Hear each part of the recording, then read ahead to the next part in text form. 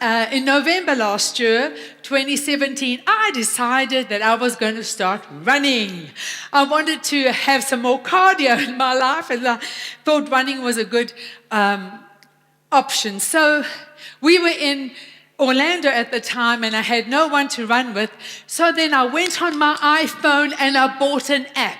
And the app is called Active. Now, what's wonderful about this app, you can choose any trainer you like, and you can have a trainer for the whole year. They can help you run, they can help you on the treadmill, they can help you do weights.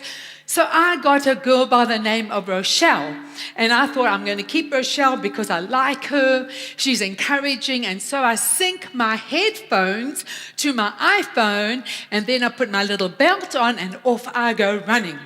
But you know, if you get to know me, I ran for a few months and I decided I don't be a normal runner anymore. I'm going to swap programs and I'm going to go to the advanced athlete program.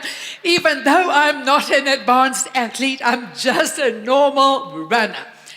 So, but I like to jump into the deep end. So when I run with Rochelle in my ears, it almost sounds like this girl is preaching to me.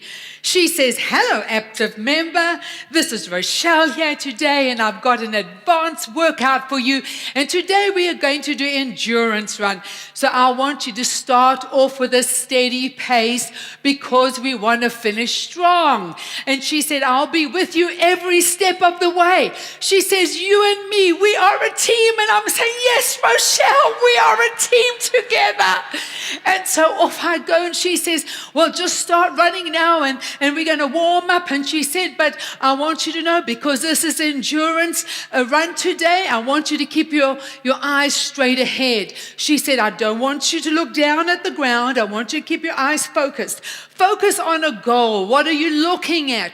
Perhaps you see a tree in the further distance. Keep your eyes on the tree. That's a goal. And when we get to another goal, we're going to switch goals and go from goal to goal." She says, "But keep focused and don't look down." And she says to me, "Well, what is your motivation today? Why are you running?" And then she said, "I'm going to be with you all the way." She says, "You and I are a team." And she says, "Okay, we're going to go, go, go. We're going to keep moving." And boy, I'm going, and I'm keeping moving with Rochelle. And I'm not alone because I've got Rochelle in my ears and she's talking to me. She's playing nice music. And then nearly at the end of my run, she'll say to me, "Well, now you've got a mile to go, and so I want you to finish strong." She says, "I know it's tough. I know it's hard," she tells me. She says, "But it's all mental." She says, "Your body can't do it. It's all mental. Your mind will going to tell you, you got to quit. She says, "But quitting is not an option." She says, "Doesn't matter how hard it is. It doesn't matter if your legs feel wobbly, if your heart is beating, if you're exhausted, you're going to finish the race. You're going to go, go, go." She says, keep moving. And I'm going, I am Rochelle. And I'm running with Rochelle. I hope nobody sees me running in the road because they might think I'm a little, not really there, but I'm enjoying my time. So I'm thinking that Rochelle must have read Hebrews chapter 12. It says, "Therefore we also, since we are surrounded by a great cloud of witnesses, let us lay aside every weight." Everybody say weight. "And the sin which so easily ensnares or entangles us, but let us run with endurance." Everybody say endurance. "The race that is set before us, looking unto Jesus, the author and the finisher of our faith. Look, family, who for the joy," say joy, "that was set before him, he endured the cross, despising the shame, and has sat down at the right hand of the Father," actually the throne of God. "For consider him who endured such hostility from sinners against himself, lest you become weary and discouraged in your souls." And I'm going to talk to a group of people today. Perhaps you become weary or discouraged in your soul. But today I'm going to encourage you to run our race with endurance for the joy that is set before you. So Paul is writing to Jewish Christians that converted from Judaism to Christianity. And he is saying, don't get disheartened. I want you to keep focused on the race that is set before you. Family, say this: I must run my race, the race that is set before me. Say, I must run my race that is set, that is set, that is set before me. Isn't it strange that we as humans want to run everybody else's race? But there's been a race that has been set for us. My race has been set for me. My husband's race has been set for him. Little Timmy has had a race set for him. Clayton has had a race set for him. And Candace has a race set for her. We are all running in our own lanes, keeping in our own zone, running our own race. But what is it about us humans?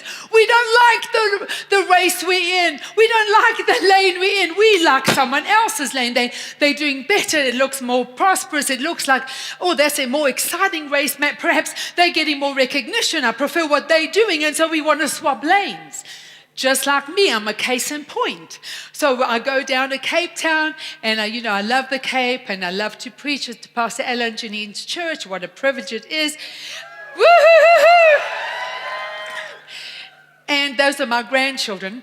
And but in Sea Point, there's a long place you can run on the promenade, or paved area. You can run for about an hour. It's right next to the sea, and I love to run the promenade. So I was with my friend Brenda, and we were going for a nice little jog.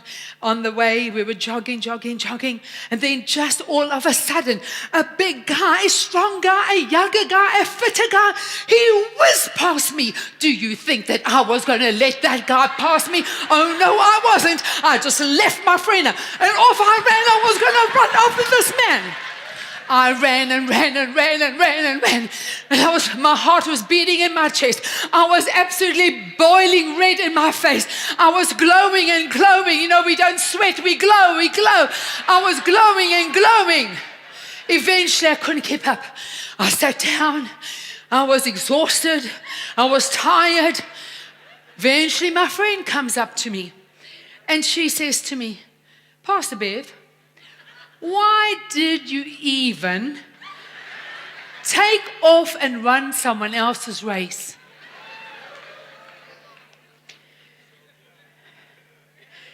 But isn't that just like us?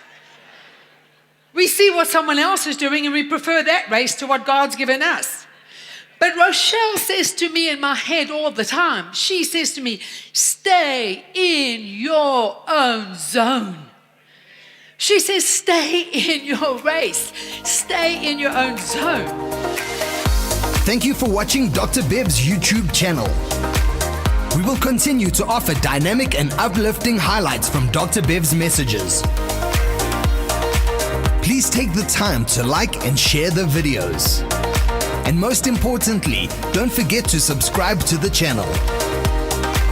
Keep watching the Dr. Beverley Wolmarans YouTube channel.